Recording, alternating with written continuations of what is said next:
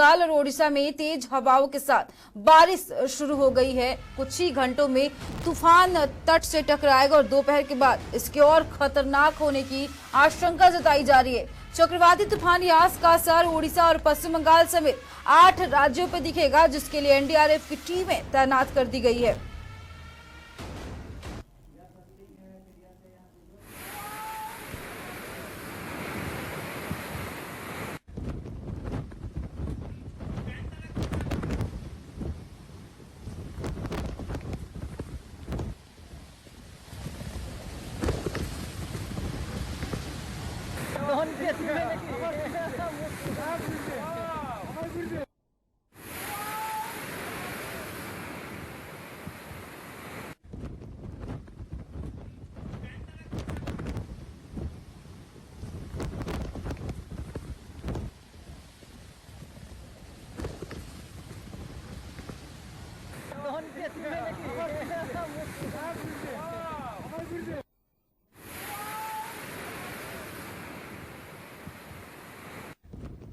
आपको बता दें, चक्रवाती तूफान यास का असर दिखने लगा है और तेज हवाओं के साथ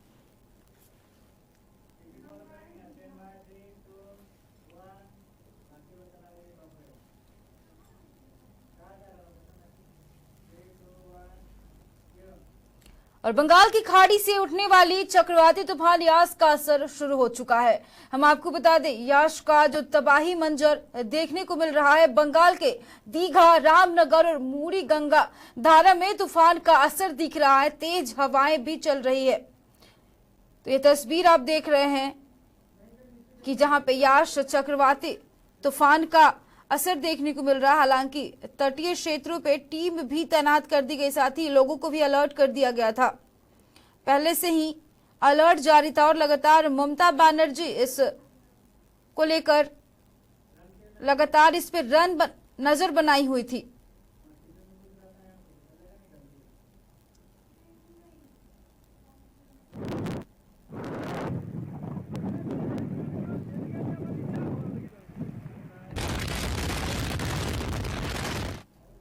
बंगाल के दक्षिण 24 परगना जिले के कैनिन और बकहाली में चक्रवाती तूफान यास का कहर देखने को मिला। चक्रवाती तूफान यास से तबाही का मंजर देखने को मिल रहा है। कई इलाकों में कि घर पानी में डूब गए हैं। तो ये तबाही का मंजर देखिए कि कैसे चक्रवाती तूफान यास ने तबाही मचा रखा है। कई घरों में पानी घुस गए हैं।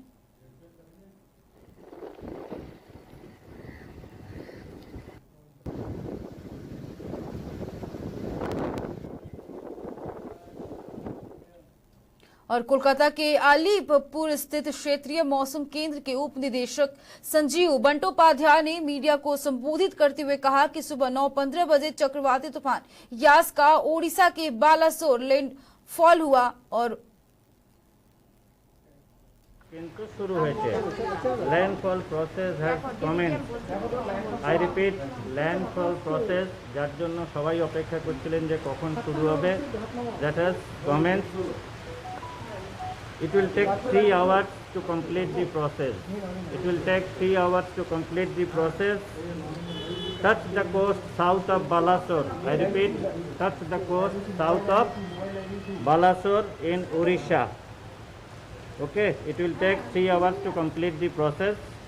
So as the landfall process যখন কমপ্লিট হবে তখন আমি আপনাদের জানাবো। কটা থেকে শুরু হয়েছে স্যার? 9:15, 9:15 ধরে নিতে পারেন। সাউথ অফ বালাসোর, এখন অবধি সাউথ অফ বালাসোর।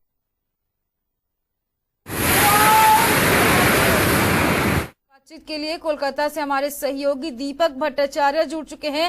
तो दीपक, बंगाल में तूफान की क्या स्थिति है अभी? देखिए, बंगाल में स्थिति तो कल से ही स्थिति भयावह होने लगी थी। जो तटीय इलाके साउथ 24 परगना के या पश्चिम मेदिनीपुर के जो तटीय इलाका है, दीघा है, उसके आसपास के क्षेत्र हैं, वहां पर इसका असर दिखने लगा था। और देखिए, कल बवंडर भी आया था, क्योंकि लैंडफॉल आज होना था, लेकिन कल ही उसका असर यहाँ देखने को मिला था। एक बवंडर आया था जिससे कि उत्तर 24 परगना और हुगली क्षेत्र में लगभग दर्जनों कच्चे मकान ढह गए थे। उसका वो बवंडर उसी का असर था। लेकिन आज सुबह से लैंडफॉल से पहले ही यह मान के चलिए कि रात से ही साउथ चौबीस परगना के तटीय इलाकों में ये समुद्र का पानी और नदी का पानी ये दोनों ओवरफ्लो होने लगे, तो ये गांव में घुस गए और इसमें कई गांव प्रभावित हुए हैं, जैसे कैनिंग हुआ, संदेश खाली हुआ, बकखाली हुआ और उधर डायमंड हार्बर क्षेत्र के एक आध गांव और हैं जहां पानी गांवों में घुसा।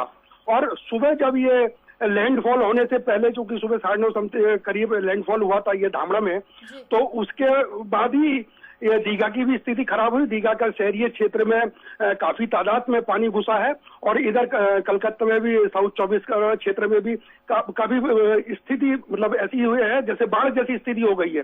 घरों में पानी घुस चुका है और समुद्र जो था उसमें कम से कम सुबह के टाइम में 2 से 3 मीटर ऊंचाई पर ये लहरें उठने लगी थी। जी अच्छा दीपक, क्षति की जो बात सामने आ रही है तो अब कहाँ नुकसान हुआ है और उससे निपटने के लिए स्थानीय प्रशासन क्या कोशिश कर रहा है? जी दोबारा बोलिए, समझ नहीं आई। जी देखिए, जैसे क्षति की जो बात सामने आ रही है उससे निपटने के लिए स्थानीय प्रशासन क्या कुछ कर रहा है? देखिए स्थानीय प्रशासन और सीधे मुख्यमंत्री ममता बनर्जी की निगरानी में ही काम हो रहा है और ये कल से ही ममता बनर्जी भी कंट्रोल रूम में ही नाइट स्टे उन्होंने करा है, उनकी निगरानी है। स्थानीय प्रशासन बिल्कुल मुस्तैद है। देखिए यहाँ पर एनडीआरएफ की टीम भी तैनात है, एसडीआरएफ की टीम भी तैनात है, विद्युत विभाग बिल्कुल सक्रिय है और पानी की निकासी के लिए भी पंपों की व्यवस्था करी हुई है और दमकल विभाग भी पूरा सक्रिय है। देखिए यहाँ पर एनडीआरएफ की जो टीम थी 10 टीमें, लेकिन चूंकि इस टाइम दीघा की स्थिति ज्यादा भयावह हो गई, पानी अंदर हुआ और ज्यादा अभी तक जो स्थिति है उसमें नुकसान होने की जो सूचनाएं मिली है, इसीलिए यहाँ से 8 टीमें एनडीआरएफ की दीघा भेज दी गई और यहाँ के हालात पर रखने के लिए पूरी टीमें तैयार है। सीधी निगरानी ममता बनर्जी की है और किसी तरह की कोई इसमें लापरवाही की गुंजाइश नहीं है। ममता बनर्जी ने सीधे कह रखा है कि किसी भी स्थिति से निपटने के लिए टीमों को तैयार रहना पड़ेगा। और देखिए कम से कम 11 लाख लोगों को राहत शिविरों में भी भेज दिया गया था पहले ही और इधर पश्चिमी मेदिनीपुर में भी करीब 4 लाख लोगों को राहत शिविर में भेज दिया गया जो तटीय इलाके के आसपास के गाँव में रहते हैं। देखिए शासन की ओर से काम बहुत अच्छा हो रहा है, शासन ने तैयारियां पूरी कर रखी है क्योंकि आमफान जो गत वर्ष आया था उससे सबक लेते हुए प्रशासन इस बार पहले से ही अलर्ट है। इसी मारे किसी भी क्षति से पहुंचने के, जान माल के नुकसान से पहुंचने के लिए शासन की ओर से पहले ही अलर्ट जारी कर दिया गया था।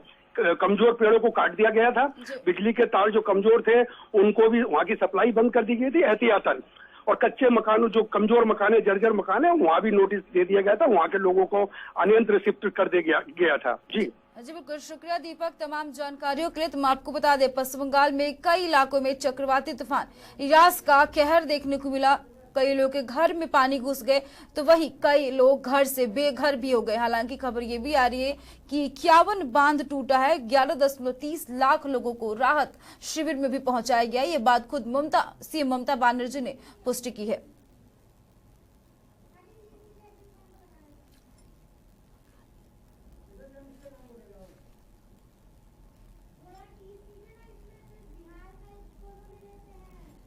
हम आपको बता दें जैसे चक्रवाती तूफान यास को लेकर बंगाल, बिहार और झारखंड को अलर्ट किया गया था। वहीं बिहार में भी कई क्षेत्रों में हवा के साथ बारिश हो रही है और झारखंड के कई क्षेत्रों में आंशिक हवा के साथ और मंगलवार से ही बारिश काफी देखा जा रहा है। तो बिहार में भी कई जगहों पे बारिश हो रही है और यास चक्रवाती तूफान यास का असर देखने को। हालांकि सीएम नीतीश कुमार ने पहले से ही अधिकारियों को निर्देश दे दिया था और एनडीआरएफ की टीमें भी तैनात कर दी गई थी।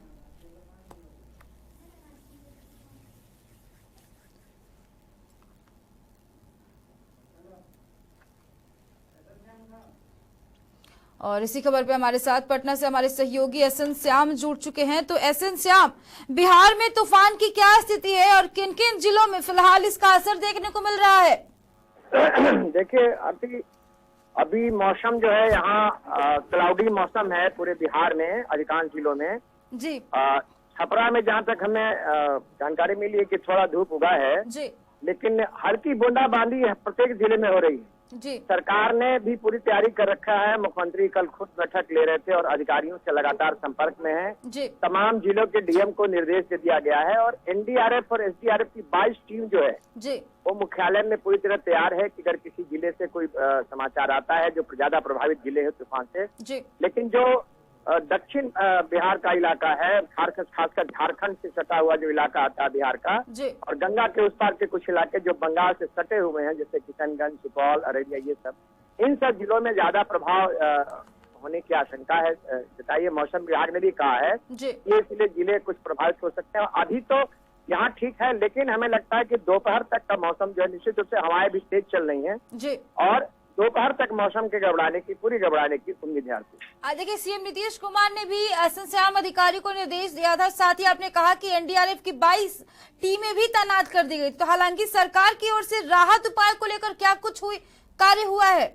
नहीं, वह मैंने बताया ना आपको कि तमाम जिलों के जिलाधिकारी को पूरी तरह मुस्तैद कर दिया गया और अलर्ट पर है तमाम जिलाधिकारी। जहाँ भी किसी तरह कोई बात होती है तो पूरा प्रशासन अलर्ट है, वहाँ राहत और बचाव का दोनों जो है सो वहाँ पर तेजी से चलेगा। इसके लिए पूरी तरह मुस्तैद है यहाँ सरकार और जिला प्रशासन दोनों। जी बिल्कुल, शुक्रिया श्याम तमाम जानकारियों के लिए। तो हम आपको बता दें, बिहार में भी यास तूफान को लेकर अलर्ट जारी है और सीएम नीतीश कुमार ने खासकर अधिकारियों को निर्देश दिया है कि सारे जिलों में अधिकारी मुस्तैद रहे और राहत का कार्य भी जोरों पे किया जाएगा।